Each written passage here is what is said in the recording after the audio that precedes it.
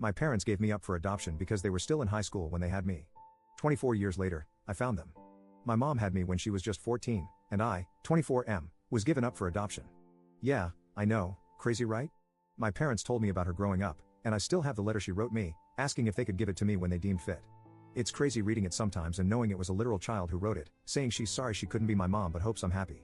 She was open to having contact, but we moved for my dad's job when I was 11, and then it seemed impossible to find her. But luckily, I did. She's working at this small restaurant, and I keep going, but she doesn't know it's me. We talk sometimes, and she seems like a nice lady.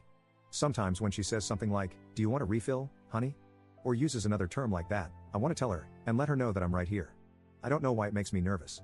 We talk sometimes, and she seems really genuine.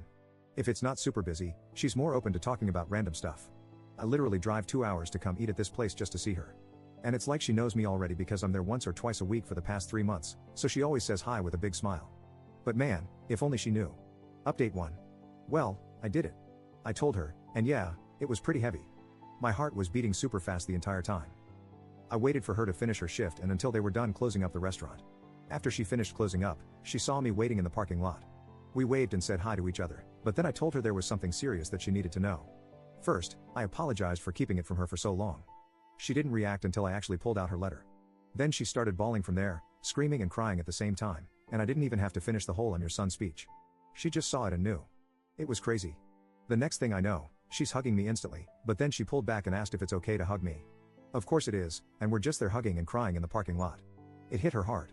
Her legs gave out for a second, so I had to actually hold her up while she's still hugging me for a minute. What really got to me was her saying, "Look how big you've got." Also, hearing her cry made me cry too. She went back to open the restaurant, and we sat in there for hours talking about so many things. We had coffee, ate a slice of their pie, and just talked about anything and everything that came to mind. She told me that the second time I came to the restaurant, she got a feeling that I felt really familiar, but for her, it was hard to believe it could be me. So that feeling she had was pushed way down. She told me that for years after I was adopted, she would see kids around my age and used to think they were me. Then she would start crying in public. It really messed with her mind and made her depressed, so she didn't want to do the same when she first started seeing me in the restaurant. She said I looked so much like my biological dad when he was younger. We talked about him too. They stayed in contact with each other, in case I ever reached out to one of them so it would be easier to contact the other. I didn't have any hope about finding my biological dad since he was never mentioned, so I'm glad they both planned for this future scenario. She told me about how they both wanted to keep me, especially my biological dad. He didn't want me to be adopted, but he knew they had to because they were just kids. It took him a long time to get past it after I was born. That's why he didn't leave anything behind, because he didn't want to believe he would ever get to see me again. We talked for hours, until almost 2 in the morning. She wanted to know everything about me, but her main concern was, am I happy? Were my parents good to me? Did I have a happy childhood? And I did. I told her, thank you for helping to give me this life. We both cried again, but she cried the most. Everything was very emotional for her. Sometimes she would look really happy, but then get sad again. After my 18th birthday, she was hoping I would find her, that's why she stayed in the same city. But since I didn't, she always thought maybe I resented her, wasn't told I'm adopted, or maybe had decided it was better not to have her around. It made me feel bad for not telling her sooner. She told me it's not my fault, and I did the right thing by going at my own pace. Honestly, she's so sweet. The way she kept looking at me with the biggest smile made me emotional sometimes. It makes you think, how can someone who's been a total stranger your whole life look at you with so much love? It's wild. We learned so much about each other. She asked me if we could have dinner soon to keep talking, and if, at some point in the future, I'm interested, come over to her house so I can meet her husband. That all sounded really great. We exchanged numbers, and after I left, she sent a text telling me thank you for giving her this gift that she didn't know would ever come. My girlfriend came over, and she hugged me while I cried. I wasn't sad, these were happy tears. Everything went better than I expected. There was still emotionally heavy stuff, but I'm still glad that we got to open up to each other. Update 2. Lots of you asked to let you know how it goes meeting my biological dad, and to say it was emotional is an understatement. To be honest, this was more nerve-wracking for me because I didn't know anything about him. With my bio mom, it was different because I watched her from afar and got to know her a little before it all came out. I asked my bio mom if she could be there too just because she knows him better, so it was the two of us waiting for him at this park. He was already crying before we even got to him.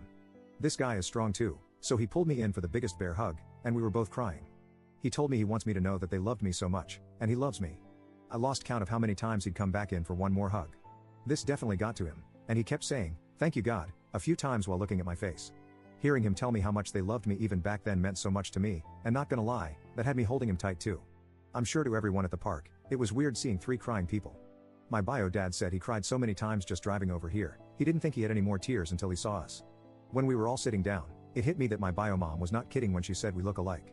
Obviously, he's older, but still, the similarities were crazy. He brought gifts too, which was a surprise. It was really nice. He told me I don't have to keep them if I don't want to, but he felt weird not coming with anything, and he's wanted to give this to me for a long time. One was a teddy bear holding a picture frame of him at the hospital holding me. He was 15 years old. It's still crazy to realize that. The other thing was a journal. The journal thing was stuff he said he started writing to me years after I was adopted. He was in therapy, and that helped him cope, thinking he would give them to me one day, his way of still feeling connected to me. I haven't read everything yet, but some of the pages were his thoughts and as if he was talking directly to me. How he felt when they found out she was pregnant, then the adoption, everything going on in his mind when he first got to hold me as a baby. I didn't even know he was at the hospital too. It was not what I was expecting. It really got me. I read some more of what he wrote last night that really got me crying. I'm sad to think how much this affected them emotionally for years. Also, I think it's pretty sweet he wanted to write this for me.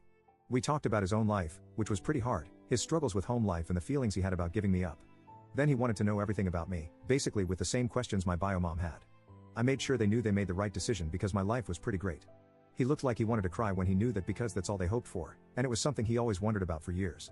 My bio mom left a bit after we were more comfortable so we could talk more in private once it didn't feel too awkward between us. From there he told me stories about how he met my bio mom. Sometimes he'd point out stuff he noticed about me that reminds him of her or me and him having similar likes. My bio dad was really open about sharing everything. Like he really was getting ready for this meeting. He hoped it would happen and prayed every day to see me again because he had so many things he wanted to tell me. Overall, a really good first meeting. I'm glad how it went. He's open to the idea of meeting my parents. After I told them about all this because they definitely want to meet my bio parents again if I'm comfortable with that, obviously if my bio parents are too. Let's see when that happens. I don't know how it's gonna feel for me. They've met each other before I was even born, but I never had them in the same place, so that'll be interesting.